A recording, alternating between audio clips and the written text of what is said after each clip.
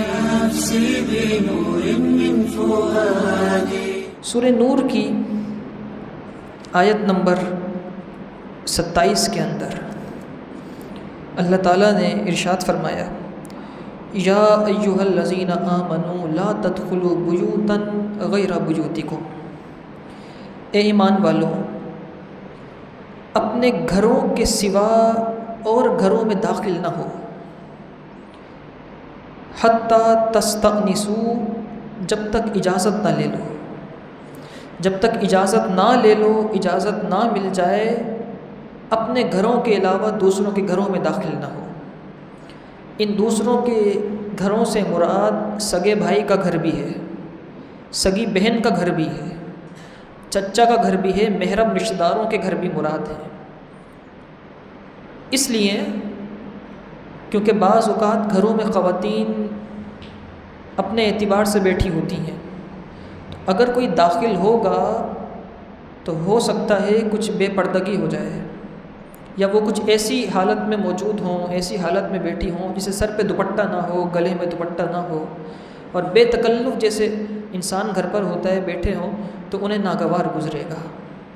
حتیٰ کہ یہاں تک اخلاقیات میں شامل ہے کہ انسان اپنے گھر میں بھی جائے، اپنے گھر میں بھی جائے تو بھی کھنکھاڑتے ہوئے یا دروازہ بجاتے ہوئے یا کھانستے ہوئے کسی اس طریقے سے جائے کہ اگر بہنیں، والدہ اس طرح بے تکلفانہ انداز میں بیٹھی ہیں تو وہ بھی صحیح ہو کر بیٹھ جائیں۔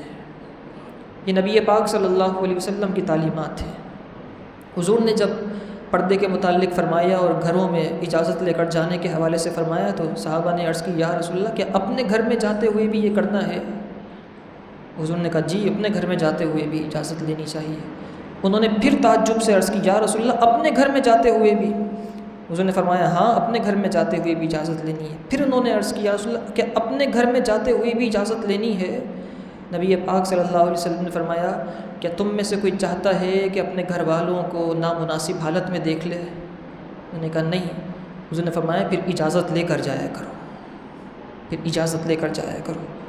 فرمایا حتیٰ تستأنسوا، یہاں تک کہ تم اجازت لے لو، وتسلموا علی اہلھا، اور گھر والوں پر سلام کہا کرو، گھر میں رہنے والوں کو سلام کہا کرو۔ ذالکم خیر لکم لعلکم تذکرون، یہ تمہارے لیے بہتر ہے تاکہ تم نصیحت مان لو، نصیحت قبول کر لو۔ یہ اس آیت کا شان نزول یہ ہے، ہر آیت کا شان نزول ہوتا ہے، یا بیشتر آیات کا شان نزول ہوتا ہے، کچھ آیات احکامات کے طور پر خود ہی نازل ہوئیں۔ اس آیت کا شان نزول ہے کہ انصار کی ایک عورت نے نبی پاک صلی اللہ علیہ وسلم سے آ کر عرض کیا رسول اللہ میرے گھر میں میرے والد، میرا بیٹا، میرے بھائی اور دیگر رشتہ دار آ جاتے ہیں، جبکہ میں اپنے گھر کی حالت میں ہوتی ہوں اور میرے گھر میں لوگ آنا جانا کرتے ہیں۔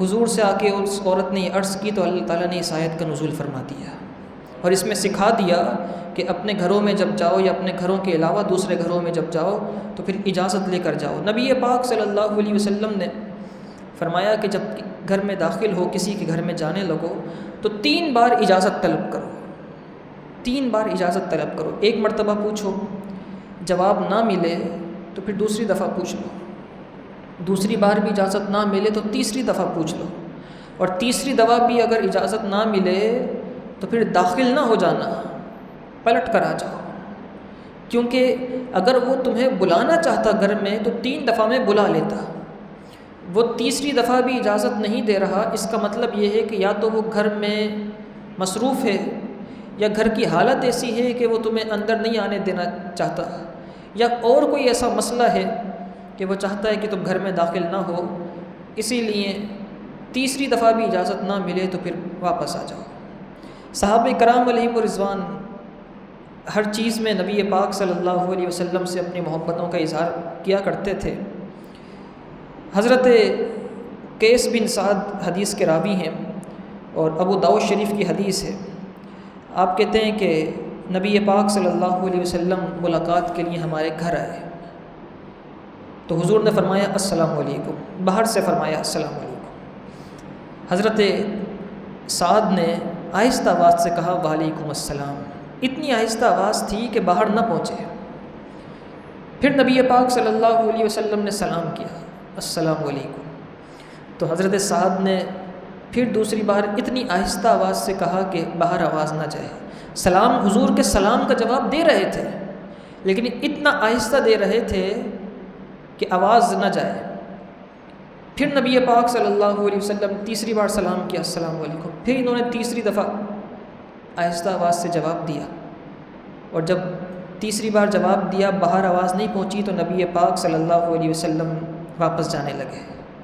حضور کی حدیث تھی، حضور نے خود عمل کر کے دکھایا۔ جب واپس جانے لگے تو حضرت سعد بن ابی وقاص آئے اور قدموں میں گر گئے، کہنے لگے یا رسول اللہ گھر پہ تشریف لے آئے۔ کسی نے بعد میں حضرت سعد سے پوچھا، یہ بتاؤ تم اتنا آہستہ کیوں کہہ رہے تھے؟ تو رونے لگے، کہنے لگے حضور مجھے بار بار سلامتی کی دعا دے رہے تھے، میں چاہتا تھا بار بار دیتے ہی چلے جائیں۔ حضور بار بار کہتے تھے تم پر سلام ہو، جواب دیتا تھا، لیکن میں یہ چاہتا تھا حضور پھر سے دعا دیں، حضور پھر سے دعا دیں۔ اسی لیے نبی پاک صلی اللہ علیہ وسلم کی 3 بار دعا میں نے حاصل کی۔ ابو داؤد شریف کی حدیث ہے، نبی پاک صلی اللہ علیہ وسلم پھر گھر میں تشریف لائے۔ تو یہ اس کے بعد اللہ تعالیٰ نے مردوں اور عورتوں کے لیے اپنی نگاہوں کی حفاظت اور شرم و حیا کے حوالے سے بیان فرمایا ہے۔ یہاں ایک چیز جو بڑی قابل غور ہے، جو ہمارے معاشرے کے اندر بھی یہ چیز شامل ہے، اگر باہر سے کوئی دروازہ بجائے اور اندر والا پوچھے بھائی کون، تو جواب ملتا ہے میں ہوں، میں آیا ہوں، نام نہیں بتاتے۔ اندر والے کہیں گے بھائی نام تو بتاؤ۔ اچھا وہ جو باہر ہوتا ہے وہ بھی بیچارہ یہ سمجھ رہا ہوتا ہے کہ میری آواز پہچان جائیں گے گھر والے، میرا تو آنا جانا ہے۔ عموماً گھر کے بچے یا گھر والے یوں کرتے ہیں کہ جب جواب دیتے ہیں تو کہتے ہیں میں آیا ہوں۔ حضرت جابر رضی اللہ تعالیٰ عنہ آپ کہتے ہیں کہ نبی پاک صلی اللہ علیہ وسلم کی بارگاہ میں حاضر ہوا، دروازہ میں نے بجایا تو حضور نبی پاک صلی اللہ علیہ وسلم نے فرمایا کون؟ تو میں نے کہا میں ہوں۔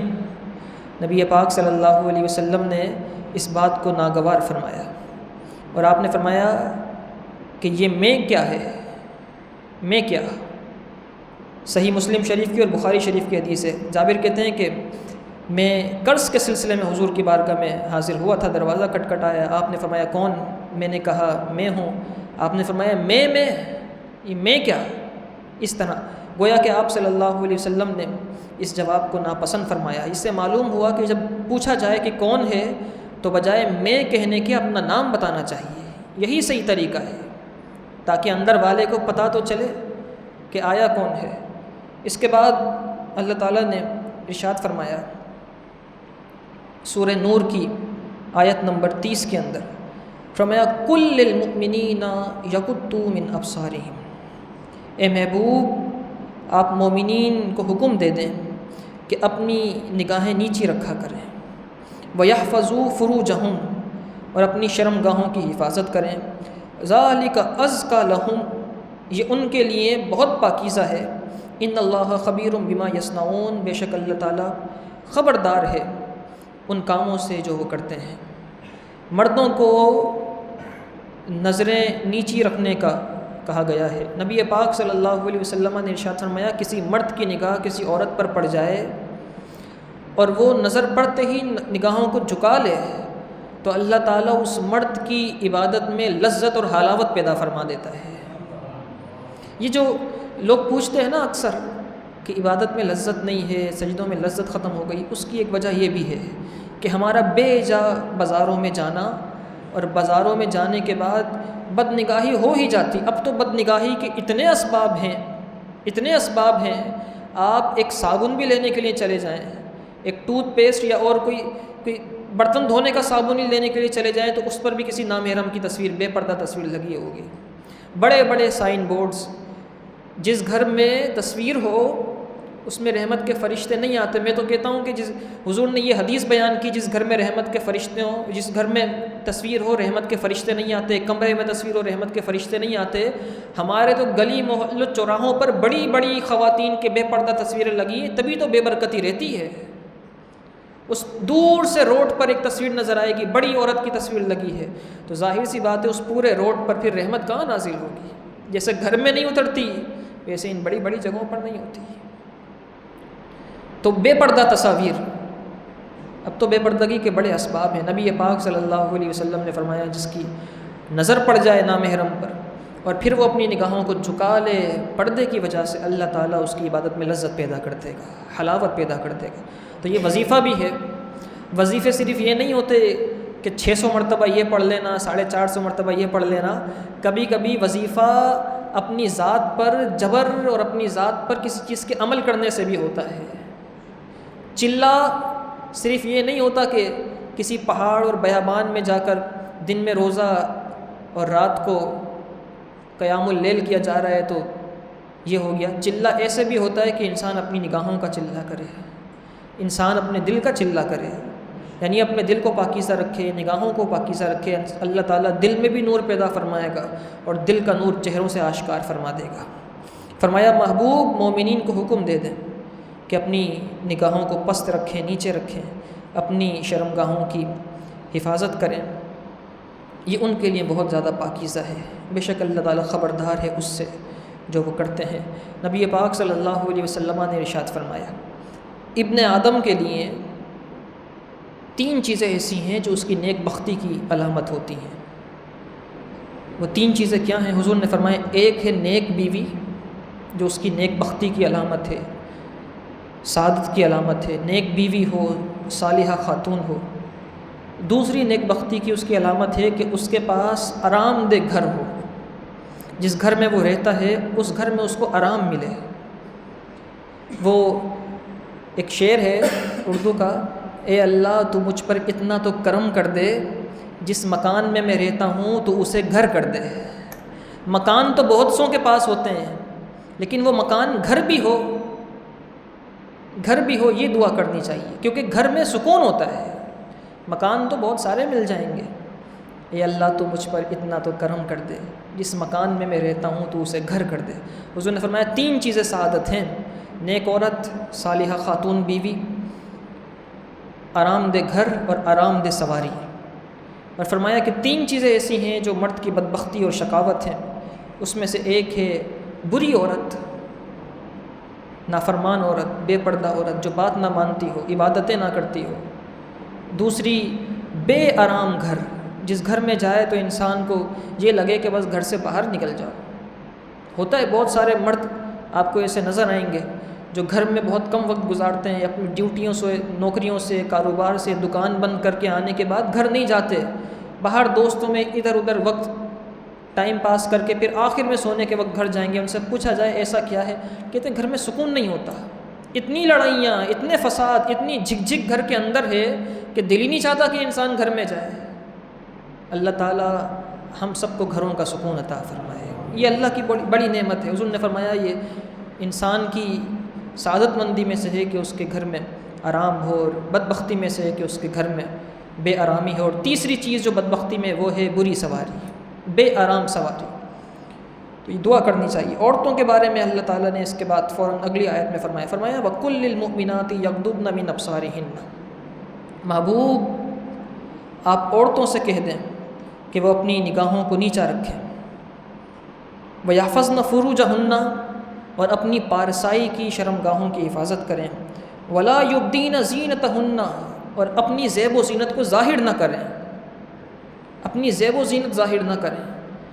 اب معاملات ایسے ہیں کہ خواتین گھر میں ہیں جب تک کوئی خوشبو نہیں، کوئی عطر نہیں، کوئی پرفیوم نہیں، اور جیسے ہی بازار جانے کا ٹائم آیا تو پرفیوم لگایا جا رہا ہے کثرت سے،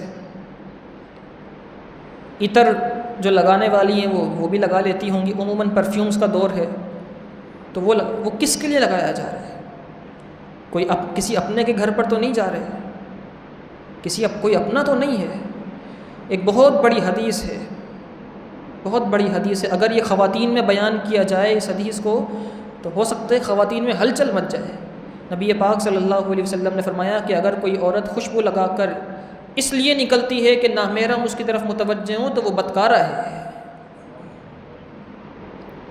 کتنی عورتیں نکلتی ہیں خوشبو لگا کر، اور مرد بھی ان کو بھی نہیں پتہ، بلکہ اب تو یہ جدت پسندی اور وسیع النظر ہونے کی علامت ہے کہ انسان اپنی بے پردہ عورت کو، مرد اپنی بے پردہ عورت کو گاڑی پہ پیچھے بٹھا کر پورا شہر گھما کے لاتا ہے۔ یہ جدت پسندی کی علامت ہو چکی ہے۔ حضور نے، اللہ تعالیٰ نے ارشاد فرمایا کہ مومنہ عورتوں سے کہہ دیجیے اپنی نگاہوں کو نیچا رکھیں۔ اس قدر پاکیزگی اور پردے کا حکم ہے کہ اگر کسی جماعت میں نماز ہو رہی ہے اور نماز کی جماعت میں عورتیں اور مرد دونوں شامل ہیں اور امام سے غلطی ہو جاتی ہے، چاہے قرآن پڑھانے کی غلطی ہو یا رکوع اور سجدے کی کوئی غلطی ہو، اور لقمہ دینے کی ضرورت پیش آ جائے، مرد بھی ہیں عورتیں بھی ہیں، اور مردوں میں سے اگر کوئی لقمہ نہیں دے رہا اور عورت کو یاد ہے اور وہ لقمہ دینا چاہتی ہے، تو وہ بول کے لقمہ نہیں دے گی بلکہ اپنے ہاتھ کی پشت پہ اپنا ہاتھ مارے گی تاکہ اس کی آواز نہ جائے۔ نماز کے اندر وہ نماز جو بے حیائی سے روکتی ہے، مسجد کے اندر بھی اتنی پاکیزگی کا حکم ہے تو گھر سے باہر کتنی پاکیزگی کا حکم ہوگا، لیکن یہ بات بتائی نہیں جاتی۔